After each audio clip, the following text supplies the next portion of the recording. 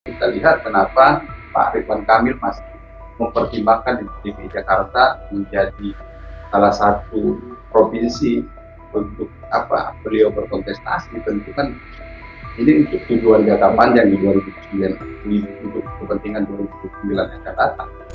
Ini kan sangat menarik ketika misalnya nanti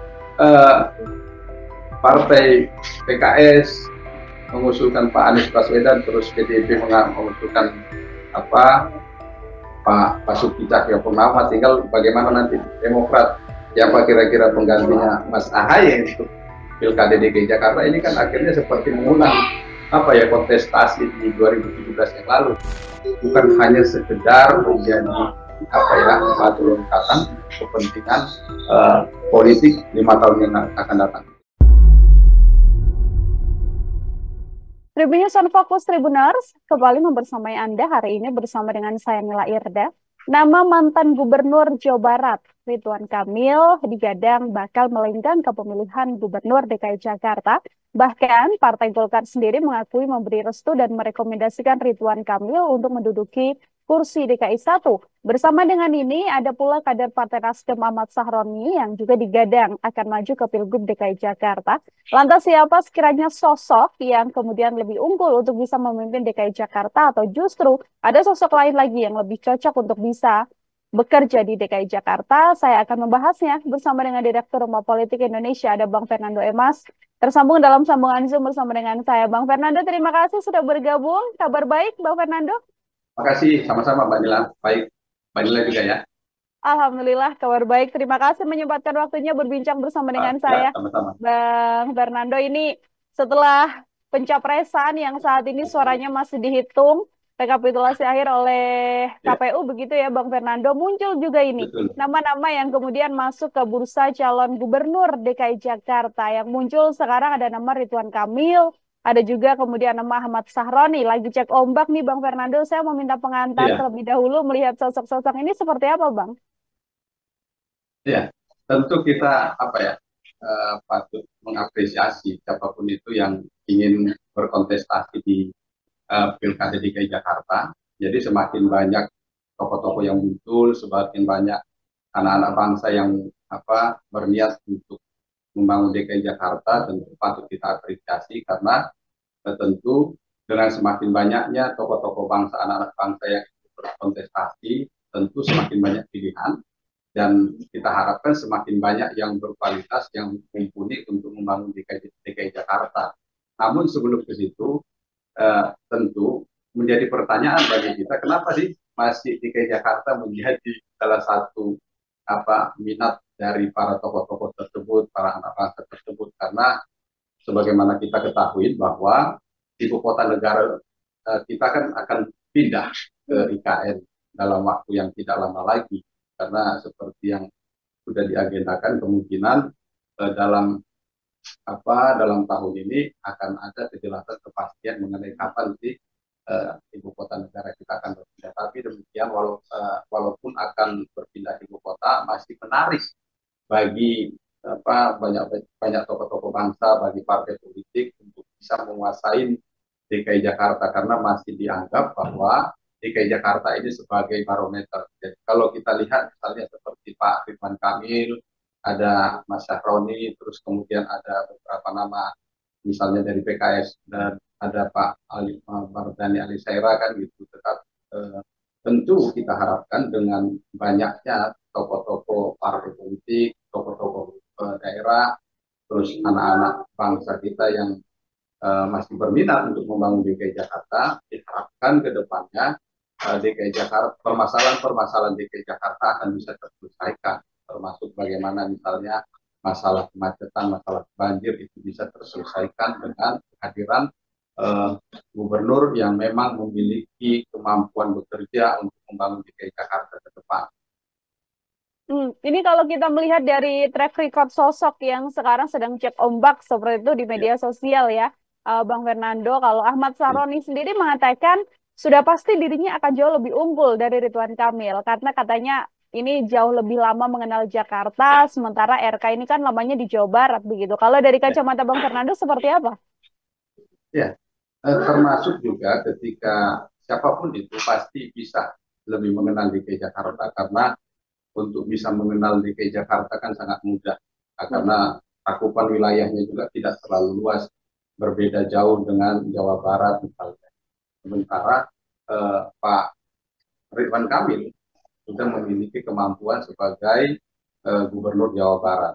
Jadi ini juga menjadi salah satu pertimbangan Pak Ridwan Kamil nanti ke Pak RK dalam mempertimbangkan apakah beliau akan ikut kontestasi di Pilkada DKI Jakarta atau tetap di Pilkada Jawa Barat, karena tentu ada hitung-hitungan tersendiri. Apalagi melihat peluangnya nanti kan, peluang keterpilihan beliau. Kalau melihat petanya sekarang, Pak RK itu kan untuk tingkat Jawa Barat masih cukup besar. Sementara Mas Syahroni belum memiliki pengalaman di bidang eksekutif. Pastikan selama ini kan beliau masih di bidang legislatif. Walaupun demikian, kita tidak juga bisa meremehkan kemampuan, mengunderestimate kemampuan dari Mas Syahroni untuk bisa memimpin DKI Jakarta yang banyak persoalannya, yang sangat kompleks persoalannya. Tentu dengan pengalaman beliau, apalagi kan beliau memang dibesarkan di DKI Jakarta. Jadi dengan tagline beliau dari Tanjung Priok membangun DKI Jakarta, saya kira ini membuat suatu harapan bagi masyarakat DKI Jakarta, karena dianggap Mas Sahroni lebih mengenal DKI Jakarta sehingga akan lebih memahami persoalan-persoalan DKI Jakarta. Tetapi itu saja tidak cukup. Tentu Mas Sahroni perlu juga membuat suatu konsep, menawarkan suatu konsep apa sih yang akan ditawarkan untuk membangun DKI Jakarta ini ke depan, sehingga beliau patut dipilih. Jadi bukan hanya sekedar lebih memahami karena lahir di daerah Jakarta Utara sekitar Tanjung Priok, ya karena beliau lebih mengenal, tentu akan bisa lebih memberikan solusi, memberikan program-program yang lebih baik untuk warga DKI Jakarta. Belum tentu juga orang yang tidak terlahir di DKI Jakarta tidak akan bisa berbuat. Ini contoh misalnya seperti Pak Jokowi, bagaimana misalnya di masa kepemimpinan beliau, terus kemudian Pak Basuki Cahayapurnama, yang walaupun kepemimpinan beliau itu sangat singkat, tapi bisa memberikan sesuatu untuk DKI Jakarta, walaupun beliau itu tidak lahir di Jakarta, tidak dibesarkan di DKI Jakarta, tetapi dipercaya oleh masyarakat untuk memimpin DKI Jakarta. Oke, artinya yang paling besar potensinya adalah bagaimana kemudian bisa menyelesaikan masalah dan membawa DKI Jakarta jauh lebih baik ya, Bang Fernando, ketimbang memang warga DKI Jakarta ataupun memang yang sudah punya basis kerja begitu, kalau seperti Ridwan Kamil yang ada di Jawa Barat seperti itu. Ini yang juga menarik, Bang Fernando, Ridwan Kamil yang direkomendasikan oleh Golkar begitu ya, justru juga mengatakan bahwa ada dua sosok dari Golkar yang dikaderkan untuk bisa maju ke Pilkada DKI Jakarta. Ini ada Ketua DPD Golkar DKI Jakarta juga, Pak Ahmed Zaki begitu, yang juga masuk dalam bursa ini. Kalau dari kata Bang Fernando seperti apa? Ada tiga sebenarnya. Kalau kita lihat, misalnya kan ada sempat muncul juga nama Bu Airin, salah satu sosok yang dianggap akan juga bisa dipertimbangkan menjadi salah satu kontestan di Pilkada DKI Jakarta. Jadi dengan pengalaman beliau sebagai wali kota Tangerang Selatan, terus kemudian Pak Zaki sebagai mantan bupati di kota Tangerang, Kabupaten Tangerang, ini kan memang sesuatu yang patut dijual untuk bisa mengikuti kontestasi di 2024. Namun kan itu saja tidak cukup. Gitu. Jadi memang semakin banyak kader-kader dari Golkar yang bisa diikutsertakan, ditawarkan menjadi Gubernur DKI Jakarta, tentu ini semakin banyak pilihan bagi Partai Golkar. Kemudian bagi Partai Golkar bisa lebih melihat siapa sih yang berpeluang untuk bisa memenangkan kontestasi di Pilkada DKI Jakarta. Inilah menjadi keunggulan Partai Golkar karena memiliki banyak kader-kader yang ditawarkan. Tentunya kita harapkan juga begitu juga dengan partai-partai lain yang ingin menyodorkan kader-kadernya di Pilkada DKI Jakarta, tentu sebaiknya lebih mempersiapkan banyak kadernya, sehingga apa, banyak tawaran-tawaran kepada masyarakat di DKI Jakarta, banyak peluang yang bisa diciptakan oleh partai itu untuk bisa memenangkan Pilkada DKI Jakarta, misalnya seperti Nasdem. Tentu tidak hanya dengan memunculkan Mas Sahroni, tentu bisa saja nanti walaupun ini agak kurang bisa diterima, misalnya dengan mengajukan Pak Anies lagi sebagai calon Gubernur DKI Jakarta, itu sangat sangat mungkin bisa terjadi. Oke. Artinya ini yang juga kemudian ingin saya eh, tanyakan pada Bang Fernando. Ini sosok Pak Anies Baswedan setelah kemudian nyapres begitu, apakah kemudian masih ada peluang yang sangat besar untuk bisa kembali maju ke Pilgub DKI Jakarta, Bang Fernando? Jadi gini, kalau kita lihat ya dari hasil pileg sekarang, walaupun dia untuk suara masuk di real count itu belum mencapai 100%, tetapi dari sini kita bisa melihat gambaran apakah pengaruh Pak Anies Baswedan itu terhadap partai di wilayah DKI Jakarta sangat memberikan pengaruh yang signifikan. Misalnya kita lihat sampai saat ini yang mengungguli dari perolehan suara itu adalah PKS. Gitu. Sementara PKS ini adalah salah satu partai pengusungnya Pak Anies, dan selama ini PKS itu Pak Anies itu diidentikan dengan PKS. Jadi sangat mungkin pengaruh Pak Anies ini terhadap perolehan PKS itu ya memang Pak Anies memberikan dampak terhadap perolehan suara PKS. Jadi sangat bisa saja nanti Pak Anies menjadi pertimbangan kembali bagi PKS untuk diajukan sebagai calon gubernur di tingkat DKI Jakarta, walaupun berdasarkan hasil survei yang dilakukan oleh salah satu lembaga survei kemarin, Pak Anies itu pada urutan ketiga dari peringkat yang setelah Pak Ridwan Kamil, terus kemudian Bu Risma, baru ketiga Pak Anies Baswedan, terus urutan terakhir itu ada Mas Sahroni. Tentu belajar dari survei belajar dari pilkada sebelumnya, di mana pada saat 2017 dimenangkan Pak Anies itu, di situ juga survei Pak Anies memang paling bawah, tetapi beliau bisa akhirnya memenangkan pilkada pada saat 2017 yang lalu, dan ini tentu akan bisa menjadi pertimbangan partai-partai dalam mengusung calon kepala daerah mereka di tingkat DKI Jakarta, karena pelajaran di 2017 yang lalu ini bisa menjadi pertimbangan dari partai-partai politik untuk bisa mempersiapkan kadernya bisa memenangkan pilkada DKI Jakarta, walaupun kembali lagi saya katakan, walaupun hasil survei kader tersebut menempati urutan paling akhir, tetapi masih sangat terbuka untuk bisa memenangkan pilkada seperti Pak Anies di 2017 yang lalu.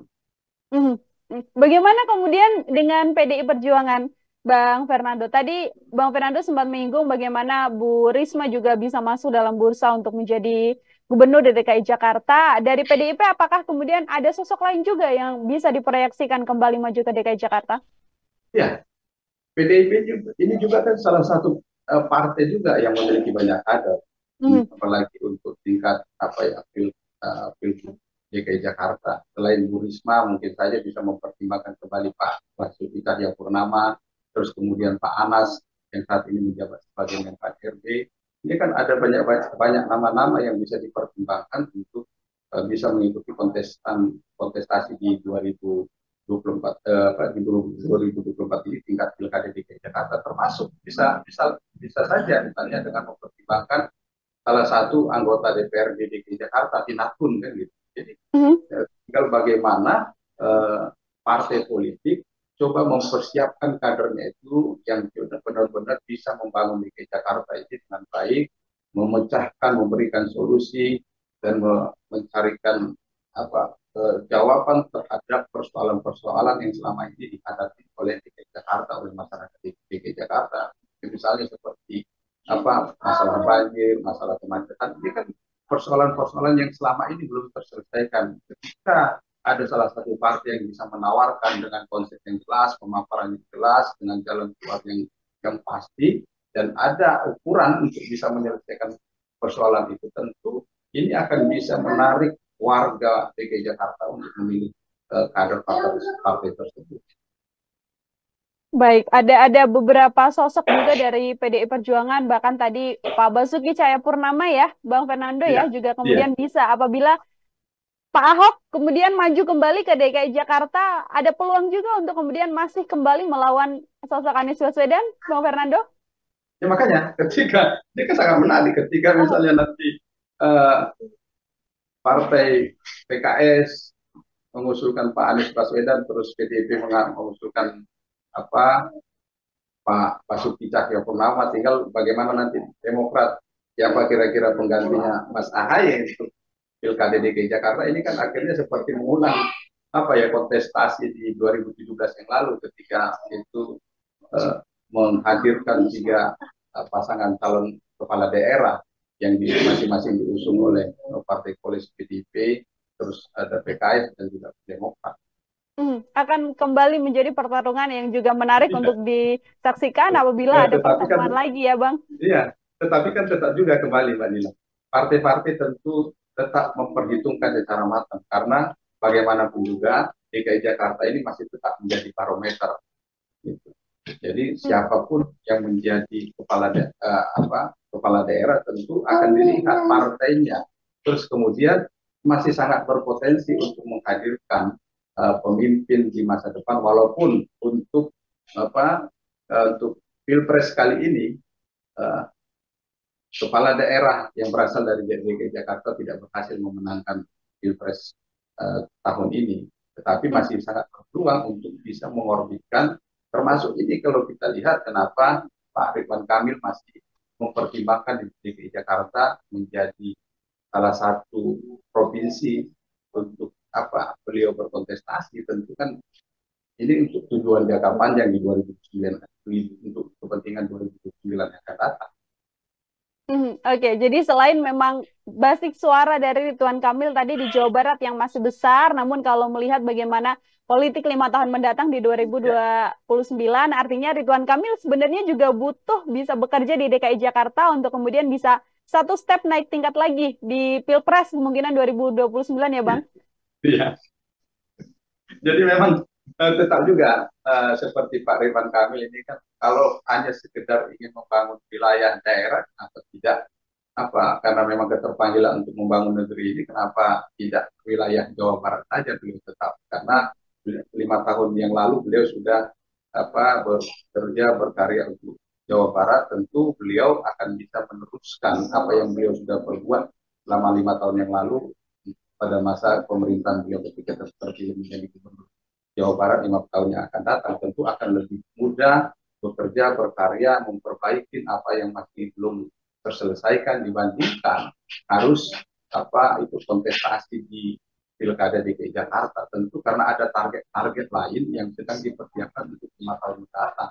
Sehingga kenapa harus memilih DKI Jakarta. Dan inilah kenapa DKI Jakarta masih sangat seksi untuk diperebutkan oleh kader-kader partai, karena saya yakin pasti tujuannya untuk 5 tahun yang akan datang. Termasuk kan bagaimana misalnya kita beberapa tahun yang lalu melihat spanduk-spanduknya billboardnya Mas Sahroni yang sangat kelihatan, misalnya ada menyinggung-nyinggung untuk kepentingan Pilpres. Tentu saya juga melihat ini bagian dari untuk lompatan beliau menuju ke jenjang yang lebih tinggi.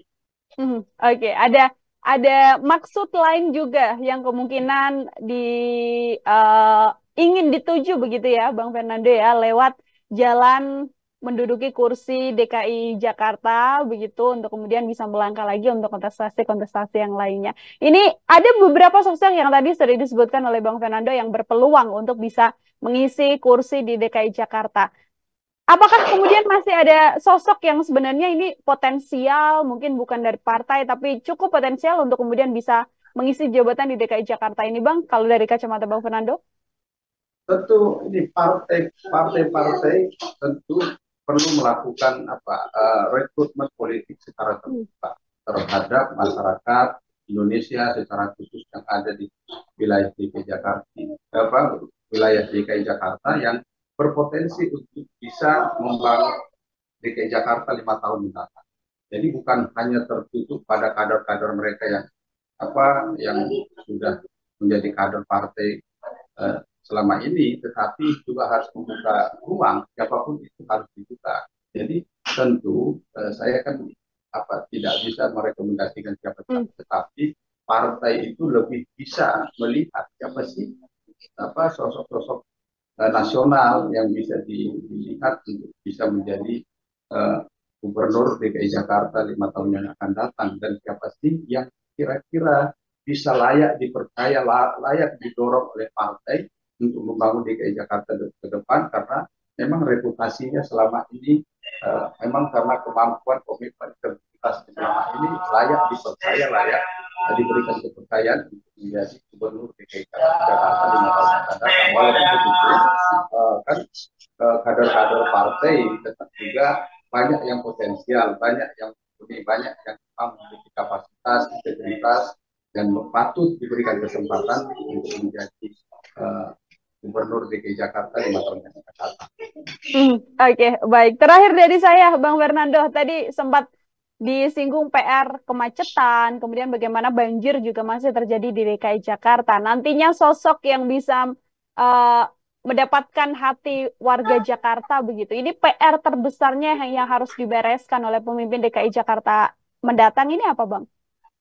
Ya, seperti tadi kan yang sudah Mbak Mila juga sebutkan, bahwa masalah kemacetan, masalah banjir, terus kemudian masalah transportasi massal, terus kemudian bagaimana membangun integrasi transportasi di wilayah sekitar DKI Jakarta, ini kan menjadi persoalan, menjadi PR yang harus diselesaikan. Terus kemudian bagaimana juga membangun DKI Jakarta juga ikut membangun wilayah DKI Jakarta, wilayah sekitar DKI Jakarta, Jabodetabek tersebut, karena bagaimanapun juga DKI Jakarta akan memiliki dampak ketika wilayah-wilayah sekitarnya juga tidak mengalami kemajuan ataupun mengalami tidak bisa terselesaikan dengan baik persoalan-persoalan wilayah DKI Jakarta seperti Jabodetabek, karena akan berdampak berimbas kepada DKI Jakarta. Misalnya masalah banjir ini kan juga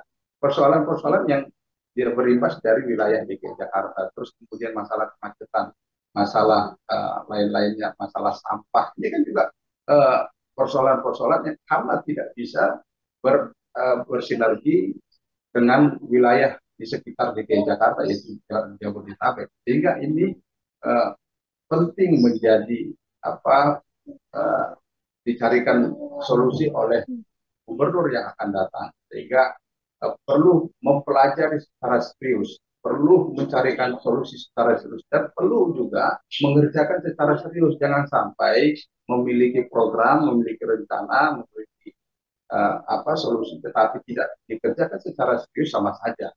Sama halnya misalnya ketika ingin menyelesaikan persoalan kemacetan, tentu harus mengerjakan secara serius masalah transportasi massal yang terintegrasi dengan wilayah-wilayah penopang DKI Jakarta. Terus kemudian menyelesaikan banjir juga, bagaimana bisa menyelesaikan aliran-aliran air dari sekitaran wilayah DKI Jakarta supaya tidak menimbulkan banjir ke DKI Jakarta. Terus kemudian persoalan pengangguran, terus kemudian persoalan penyakit masyarakat lainnya, itu kan persoalan masyarakat lainnya, persoalan sosial masyarakat lainnya, itu kan juga dampak dari wilayah-wilayah sekitar, yang tentu ini yang harus dicarikan solusi oleh gubernur yang akan datang, bukan hanya sekedar menjadi batu loncatan kepentingan politik 5 tahun yang akan datang untuk tingkat nasional. Jadi jangan hanya dijadikan batu loncatan lah jabatan Gubernur DKI Jakarta ini, tetapi harus bisa memberikan solusi, mencarikan jawaban atas persoalan-persoalan yang selama ini dialami oleh masyarakat, oleh wilayah DKI Jakarta. Oke, itu poin-poin pentingnya adalah bagaimana kemudian DKI Jakarta ya, Bang Fernando, tidak hanya dijadikan batu loncatan saja, tapi benar-benar bagaimana masa kepemimpinan yang nanti diperoleh oleh sosok yang akan memimpin Jakarta ini benar-benar bekerja dengan semestinya seperti itu. Bang Fernando, terima kasih banyak untuk kesempatannya berbincang bersama dengan saya hari ini dalam program Tribun Sound Focus. Semoga di lain kesempatan ada kesempatan untuk berbincang kembali, Bang Fernando. Selamat beraktivitas kembali, Bang Fernando. Terima kasih, sama-sama Mbak Nila. Selamat beraktivitas. Ya, Tribuners, demikian obrolan saya bersama dengan Direktur Rumah Politik Indonesia, Bang Fernando Mas. Nantinya saya masih akan berbincang dengan sosok-sosok lain dengan tema-tema lain juga. Hanya di Tribun News Fokus, saya Nila Irda pamit undur diri. Terima kasih dan sampai jumpa. Download Tribun X sekarang. Menghadirkan lokal menjadi Indonesia.